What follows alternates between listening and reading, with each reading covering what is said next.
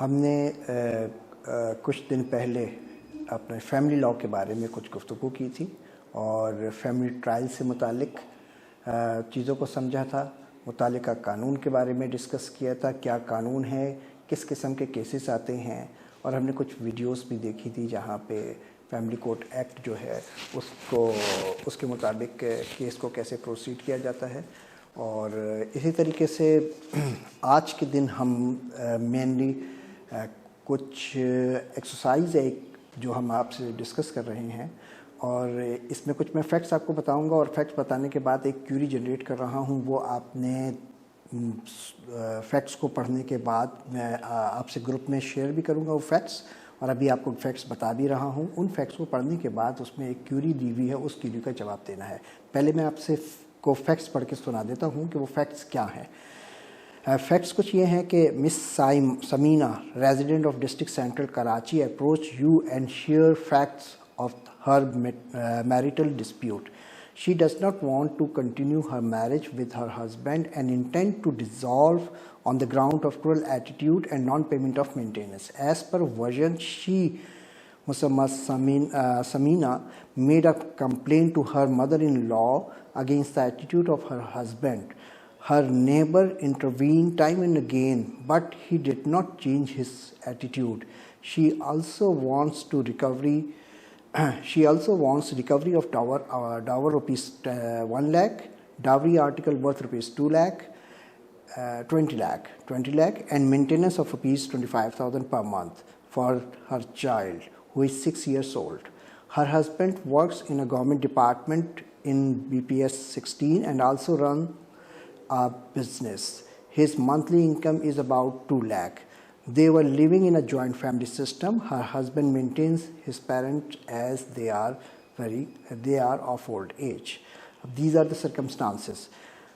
ایک کلائنٹ آتا ہے اور کلائنٹ آنے کے بعد وہ آپ سے اس قسم کے فیکٹس بیان کرتی ہے، یہ سارے فیکٹس بیان کرتی ہے اور اپنی ڈیزائر بھی بتاتی ہے کہ وہ میرج کو ڈیزالو کرنا چاہتی ہے، اسی طریقے سے وہ مینٹیننس بھی چاہتی ہے اپنے بچے کا، اپنی جو ڈاور اماؤنٹ ہے وہ بھی ریکور کرنا چاہتی ہے، اور ڈاوری آرٹیکل بھی لینا چاہتی ہے۔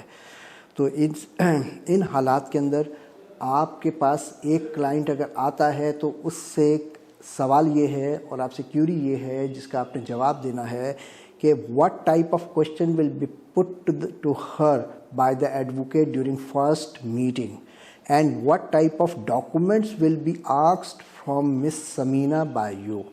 آپ نے کون سے سوال پوچھنے ہیں تاکہ تمام حقائق پتہ چلیں، اور اسی طریقے سے کون سے کاغذات کو مانگنا ہے۔ آپ نے ان فیکٹس کی بیسس کے اوپر اس کا جواب دینا ہے۔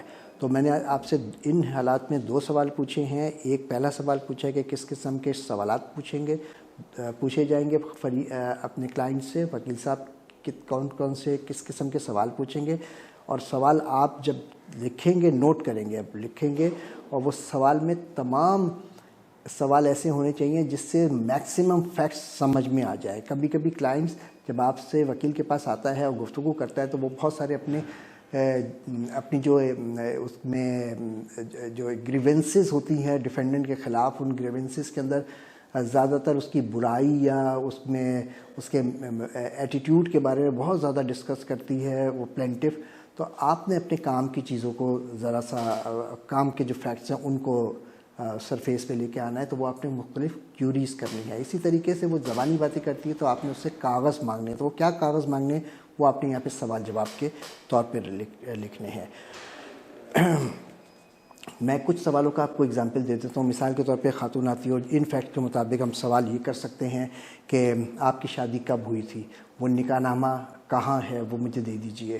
پھر آپ نکاح ناموں کو گو تھرو کریں گے، پھر اس کے بعد کہیں گے حق مہر کتنا مقرر ہوا تھا، تو وہ دیکھیں گے کہ جو وہ بتا رہی ہے حق مہر میں واقعی وہ لکھا ہوا ہے۔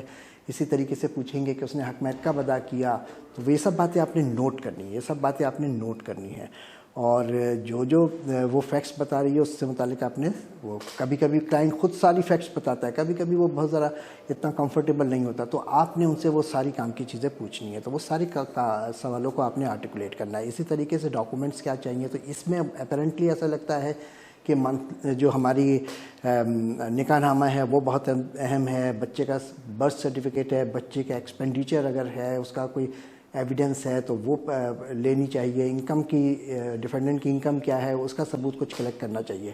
تو اس سوال کو آپ اٹیمپٹ کیجئے. آپ کے پاس 30 منٹس کا ٹائم ہے. اس سوال کو اٹیمپٹ کریں اور اٹیمپٹ کرنے کے بعد گروپ کے اندر اپلوڈ کیجئے.